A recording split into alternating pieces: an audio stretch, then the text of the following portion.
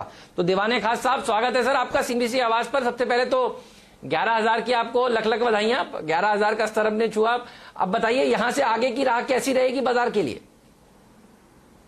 तो आपको भी 11,000 की बहुत बहुत बधाई, क्योंकि मुझे याद है जब आपने ये नारा लगाया इस बार 11 के पार, तो ये तब थोड़ा सा बिलीवर्स इस पे कम थे, कॉन्फिडेंस लोगों को नहीं आ रहा था, क्योंकि आपने काफी पहले इस चीज की पहल कर दी थी। तो आपको खास बधाई है इसको स्पॉट करने के लिए। और एक इम्पॉर्टेंट चीज ये है कि ये जो डिसबिलीव वाली रैली जो अभी हुई है कि लोगों ने पार्टिसिपेट नहीं किया, लेकिन रोज कोई ना कोई हैवी वेटेड शेयर्स अच्छी तरह आके परफॉर्म कर रहे हैं। जैसे पहले रिलायंस ने साथ दिया, अब एचडीएफसी बैंक अच्छा खासा उसमें ओपनिंग बैट्समैन बना हुआ है। ये आपको खास दिखाता है कि मार्केट में जो पेसिमिज्म है उसमें सबसे ज्यादा एडवांटेज या सबसे ज्यादा अपॉर्चुनिटीज आपको झलक रही है। जैसे आज खुलते समय एमएनएम फाइनेंशियल पे इतनी चर्चा हो चुकी थी वीकेंड पे कि ये डिस्काउंट पे दिया जा रहा है, इनको पैसा जुटाना मुश्किल होगा इसलिए इतने सस्ते में दे रहे हैं। और एक बहुत क्लियर अपॉर्चुनिटी थी कि ये दे रहे हैं क्योंकि ये अपने शेयर होल्डर्स को अच्छी तरह वो देना चाहते हैं, कुछ प्रदान करना चाह रहे हैं, एक एडवांटेज देना चाह रहे हैं, और राइट्स इशू दिया है। सो आई थिंक राइट्स में शेयर होल्डर के ही इंटाइटलमेंट्स रहती है। तो उस लिहाज से अगर आप देखें तो वो विंडिकेट करता है या जस्टिफाई करता है कि आप इस पेसिमिज्म में जब चीज लेते हैं तो एडवांटेज आपको खास ज्यादा मिल जाती है, क्योंकि आपको चीजें जो है वो पेसिमिज्म की वजह से या मायूसी की वजह से सस्ते में मिल रही है। यही चीज मैं कहने की कोशिश कर रहा हूं कि आपको अच्छे खासे सेक्टर्स में दिखेगा। अभी कल एसीसी के या आज पता नहीं है या कल है एसीसी के नंबर्स आ रहे हैं। अगर आप सीमेंट की सारी जो प्रक्रिया देखें सेल्स की, ये पर्टिकुलर क्वार्टर जो गया है इसमें खास करके कोई ज्यादा सेल होती नहीं है, क्योंकि मौसम ऐसा रहता है और अभी कंस्ट्रक्शन की एक्टिविटी लेबर की चक्कर की वजह से कम है।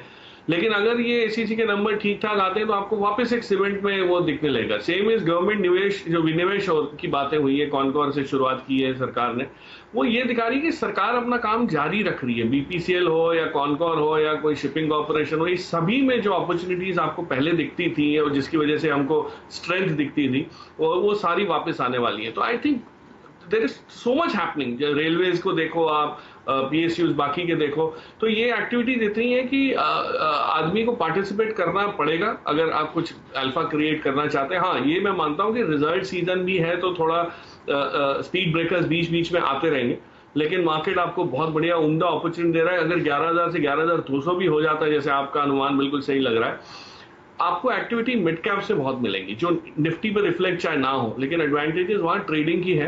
लॉन्ग टर्म इन्वेस्टिंग की बहुत ज्यादा बात हम इसलिए नहीं कर पाते कि विजिबिलिटी इस साल के अर्निंग्स की कम है, but yes there is lots of opportunity on short term trading opportunity salience in the market, जिसको हम लोग बहुत ही बढ़िया तरीके से on a short term weekly 10 days 15 days basis as a trader ले सकते हैं।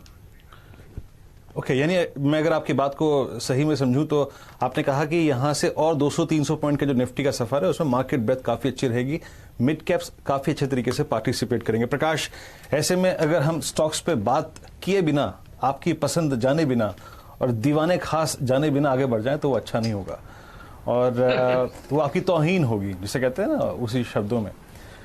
क्या है आपका आज दीवाने खास?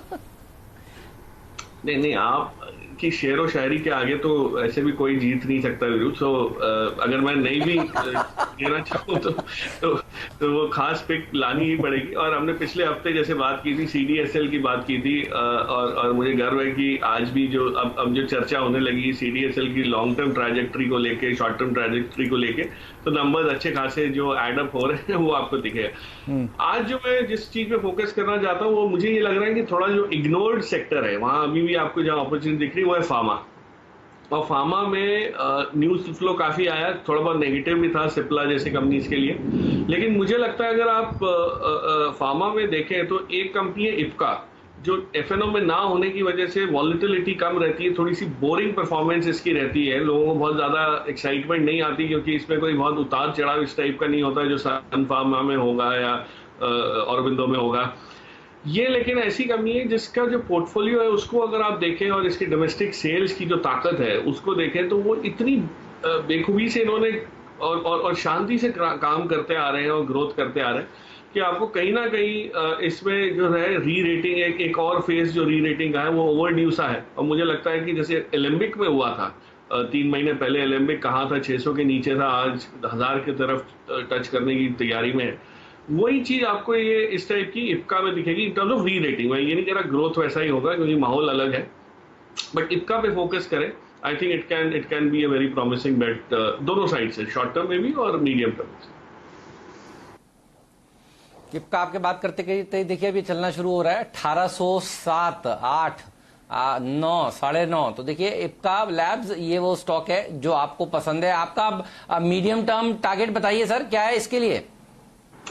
हेमंत, इसमें अगर हम ये वाले जो क्वार्टर चल रहा है, इसमें जून एंड के नंबर्स के बाद भी इसको होल्ड करना चाहें और सितंबर तक की वो भी करें, पेशेंस रखें, तो आई वुडंट बी सरप्राइज ये आपको 2150, 2200 की जोन इसमें आराम से हासिल होने की पूरी ताकत है। ऑफ कोर्स मार्केट कंडीशंस को देखते हुए लग रहा है कि ये थोड़ा, मैं इसलिए कह रहा हूँ, ये बहुत लंबी अवधि भी नहीं है पर बहुत शॉर्ट टर्म भी नहीं है, बट 2150, 2200 की जोन में आपको ये लक्ष्य देके कर सकते हैं। हेमंत, यही कहने की मैं कोशिश कर रहा था जो शुरुआत में कि जो सरकार जो काम कर रही है वो ये उसको कोई लॉकडाउन से इम्पैक्ट नहीं है। वो अपना डिसीजन मेकिंग का प्रोसेस इतना बेखूबी से चलते आ रहा है और कॉनकॉर का जो विनिवेश है उसमें लोग भूल जाते हैं कि ये रेलवे की कंपनी है और एक जिसको कहते हैं ना वो है इट्स अ ब्लू चिप, जिसके अंदर इस टाइप की कंपनी बनाना कोई और किसी के लिए इतना मुश्किल हो जाएगा कि आप बना ही नहीं सकते। जो फैसिलिटीज इनके पास है, जो स्केल इनके पास है, तो मुझे तो लगता है कि इसमें हिस्सेदारी जो भी लेगा वो एक प्रीमियम अच्छा खासा आएगा और वो वैल्यू अनलॉकिंग उसके बाद होगी, वो तो बहुत ही तेज रफ्तार से होगी। सो मैंने ये मार्च के महीने में, मार्च अप्रैल में जब आपके साथ एक प्रोग्राम किया था, आप और हर्षदा से सुबह सुबह हम लोग ने ये बताया था कि इस टाइप की अपॉर्चुनिटीज आपको ढूंढनी है जो आगे चल के सरकार की डिसीजन मेकिंग से बेनिफिट करें। अब to add to your question, जो दो आपको चीज ऐसी अगर लगती है जो ले सकते हैं और रखनी है, उसका कारण भी बताऊंगा। उसमें से एक है राइट्स। ये हमेशा मेरा फेवरेट रहा है, आईपीओ के टाइम से मैं इसके पीछे वो इतना पॉजिटिव रहा हूं क्योंकि जो स्किल सेट इनके पास है, जो क्षमता इनके पास है एग्जीक्यूट करने की, वो बहुत कम पीएसयू कंपनीज के पास है। और इनकी ऑर्डर बुक देखें, इनके मार्जिन प्रोफाइल देखें, तो सारे में आपको विजिबिलिटी है कि हाँ इनका बिजनेस जो है अगले 2, 3, 4 साल तक चलते रहेगा। और जो दूसरी कंपनी इसी सिमिलर उसकी जो है नेचर की, वो है इरकॉन। अब इरकॉन का जो काम है उसका इस टाइप का काम है कि ये नजदीकी जो बाकी के देश हैं, आसपास के पड़ोसी देश हैं हमारे, सार्क कंट्रीज जो हैं, वहां पे भी इनको काम मिलना शुरू हो गया और वहां भी ये एग्जीक्यूट कर सकते हैं। खास करके वहां रेलवे का डेवलपमेंट बहुत अभी तो बेसिक लेवल पे है, बांग्लादेश जैसी जो कंट्रीज है। सो माय पॉइंट इज कि ये 2-3 जो प्लेस हैं इनको आप 2-3-4 महीने के नजरिए से बिल्कुल ना देखें क्योंकि ये ट्रांजेक्टरी लॉन्ग टर्म बेसिस पे बनेगी और जब बनेगी तब आपको इनका हुलिया इतना अलग लगेगा कि शायद ये तब पहचान में भी ना आए, इनके स्केल और बैलेंस शीट की जो ताकत है उसको देखते हुए। सो आई वुड बिलीव ये दो को आप बिल्कुल अपने पोर्टफोलियो में रखिए संभाल के और इनको ऐड करते रहिए। जब भी नीचे मार्केट गिरता है तो और कुछ ना लेने के बजाय आप ये ले सकते हैं। दीवान साहब, आपकी राय बताइए, क्या है, आप क्या एक्सपेक्टेशंस कर रहे हैं और आपको टेलीकॉम स्पेस में क्या पसंद आता है? भारती एयरटेल भी है, जियो भी है और वोडाफोन आइडिया भी है। आप कैसे अप्रोच कर रहे हैं इसे? हेमंत, लॉन्ग टर्म बेसिस पे Jio is my favourite, medium term basis पे भारती है और शॉर्ट टर्म बेसिस पे वोडा है। तो बहुत क्लियर है ये चॉइस, इसमें कोई कंफ्यूजन नहीं है। बट मैं ये कहना चाह रहा हूँ, ये जो एजीआर रूलिंग की जो उम्मीद लग रही है उसमें वोडाफोन ने जो खास करके जो 1000 रुपए का चेक दिया है उससे एक बहुत वापस पॉजिटिविटी जगी है। उसकी वजह से प्राइस ऑलरेडी इंपैक्ट कर चुका है। लेकिन अगर आपको ये प्ले करना है तो बहुत ही सिंपल तरीका है, आप भारतीय इंफ्राटेल का फ्यूचर लॉन्ग कर सकते हैं या ऑप्शंस ऑफ कोर्स हमारे एक्सपर्ट्स बता सकते हैं कि क्या है। उसका रीजन ये है कि सबसे बड़ी टेनेंसी वोडाफोन की जो है वो भारतीय इंफ्राटेल के पास है और भारतीय इंफ्राटेल की रोजी रोटी वोडाफोन की एग्जिस्टेंस पे डिपेंड करती है। तो अगर वोडाफोन टिकेगा और ग्रो होगा या सर्वाइव करेगा तो भारतीय इंफ्राटेल भी बहुत अच्छी तरह पनपने की उम्मीद उसमें बनती आपको दिखेगी। और वहां पे इतना अभी तक इंटरेस्ट आया नहीं है जो वोडाफोन ऑलरेडी आ चुका है। और वोडाफोन तो बैन में है तो आप उसको ऐसे भी ट्रेड नहीं कर सकते एफएनओ के जरिए, बट इंफ्राटेल को आप डेफिनेटली कर सकते हैं। सो आई थिंक इसको रूलिंग को प्ले करना हो तो मेरे हिसाब से ये सबसे बड़ी एडवांटेजियस कॉम्बिनेशन बन सकता है।